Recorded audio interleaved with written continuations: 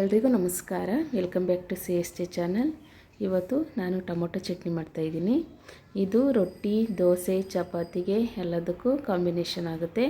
ಇದನ್ನು ಹೇಗೆ ಮಾಡೋದು ನೋಡೋಣ ಬನ್ನಿ.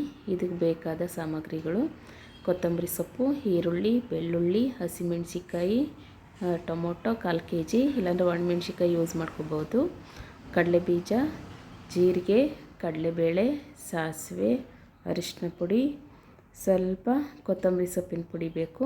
ಇಷ್ಟು ಸಾಮಗ್ರಿಗಳು ಬೇಕು. ಇವಾಗ ಇದನ್ನೆಲ್ಲನೂ ಚೆನ್ನಾಗಿ ಎಣ್ಣೆಯಲ್ಲಿ ರೋಸ್ಟ್ ಮಾಡಿಕೊಂಡು ಚೆನ್ನಾಗಿ ಬೇಯಿಸ್ಕೋಬೇಕು. ಇದನ್ನು ಸ್ವಲ್ಪ ಎಣ್ಣೆ ಹಾಕಿ ಅದಕ್ಕೆ ಸಾಸಿವೆ, ಜೀರಿಗೆ, ಕಡಲೆಬೇಳೆ, ಒಂದು ಸ್ಪೂನಷ್ಟು ಕಡಲೆಬೀಜ ಹಾಕಿ ಚೆನ್ನಾಗಿ ಅದು ರೋಸ್ಟ್ ಆದಮೇಲೆ ಈರುಳ್ಳಿ, ಮೆಣಸಿಕಾಯಿ ಹಾಕಿ ಚೆನ್ನಾಗಿ ಮಿಕ್ಸ್ ಮಾಡ್ಕೋಬೇಕು.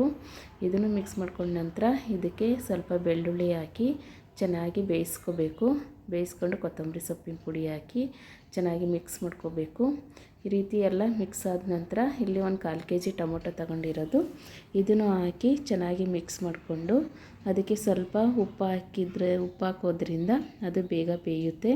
ಈ ರೀತಿ ಉಪ್ಪು ಹಾಕಿ ಚೆನ್ನಾಗಿ ಮಿಕ್ಸ್ ಮಾಡಿಕೊಂಡು 1 ನಿಮಿಷ ಚೆನ್ನಾಗಿ ಬೇಯಿಸ್ಕೋಬೇಕು. ಮುಚ್ಚಳ ಮುಚ್ಚಿ 1 ನಿಮಿಷ ಇಲ್ಲಾಂದರೆ ಒಂದು 2 ನಿಮಿಷ ಚೆನ್ನಾಗಿ ಬೇಯಿಸ್ಕೊಂಡ್ರೆ ಟೊಮೊಟೊ ಎಲ್ಲ ಮೆತ್ತಗಾಗಿ ಪೇಸ್ಟ್ ಥರ ಆಗಿಬಿಟ್ಟಿರುತ್ತೆ. ಈ ರೀತಿ ಆದಾಗ ಇದನ್ನು ಚೆನ್ನಾಗಿ ಮಿಕ್ಸ್ ಮಾಡಿಕೊಂಡು ಅದಕ್ಕೆ ಸ್ವಲ್ಪ ಅರಿಶಿನ ಪುಡಿ ಮತ್ತು ಕೊತ್ತಂಬರಿ ಸೊಪ್ಪು ಕಟ್ ಮಾಡಿ ಇಟ್ಕೊಂಡಿದ್ವಲ್ಲ ಅದನ್ನು ಹಾಕಿ ಚೆನ್ನಾಗಿ ಮಿಕ್ಸ್ ಮಾಡಿಕೊಂಡು ಒಂದು 30 ಸೆಕೆಂಡು ಚೆನ್ನಾಗಿ ರೋಸ್ಟ್ ಮಾಡಿಕೊಂಡ್ರೆ ಸಾಕು. ಈ ರೀತಿ ರೋಸ್ಟ್ ಆದ ನಂತರ ಸ್ಟವ್ ಆಫ್ ಮಾಡಿ ಇದನ್ನು ತಣ್ಣಗಾಗಕ್ಕೆ ಬಿಡಬೇಕು.